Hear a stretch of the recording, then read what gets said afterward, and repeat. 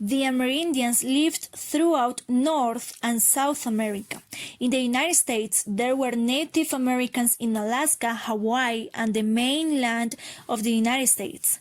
The Amerindians were grouped into tribes or nations usually based on the area they lived in and their culture, such as their religion, customs, and language. They were peaceful people. Sitting Bull was an important native. He was respected in all indigenous tribes for his courage and wisdom. In 1867, he became the leader of the Sioux and led them in resisting the U.S. government's attempts to annex their lands. The American Civil War, 4-year war, from 1861 to 1865, between the United States and 11 southern states that seceded from the Union and formed the Confederate States of America. The main causes were that the southern economy depended on cotton and consequently on slave labor. Abraham Lincoln won the North and his opponent won the South. The country was divided because Lincoln was against slavery, so states began to leave the United States and formed the Confederate States of America, which allowed slavery. Lincoln announced that the state's secession was illegal, and therefore those states had rebelled against the United States, and he declared war on them. After the American Civil War, a new era of literature began, the realism. This was due to the radical changes in American society. The USA developed from agricultural to an industrial society, and money started to make the world go around. One of the most important writers was Mark Twain. He combined two of the major aims of the literature at that time, frontier humor and local color writing. He also criticized the slavery. A kind of contrary to the local colorists were the so-called cosmopolitan novelists, like Henry James, whose writing was on a high level. James is, apart from Mark Twain, regarded as the greatest American novelist of the second half of the 19th century. He is mostly concerned with the so-called international theme, meaning the complex relationships between the Native Americans and cosmopolitan Europeans. The Reconstruction was the period in American history which lasted from 1863 to 1877.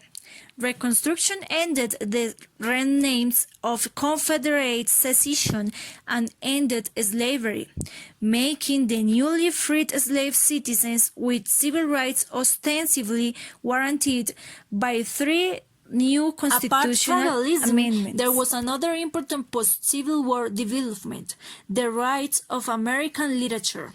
Former slaves, now freed, had suddenly the time and the right to explore their talents. Thus, a number of great Afro-American writers emerged. One of them was Booker T. Washington, who was not only a writer, but also the most prominent black leader of that time. The majority of migrants who traveled across the Oregon Trail settled as farmers. Those who settled in Oregon or California experienced excellent farming conditions, with mild climates and fertile soils.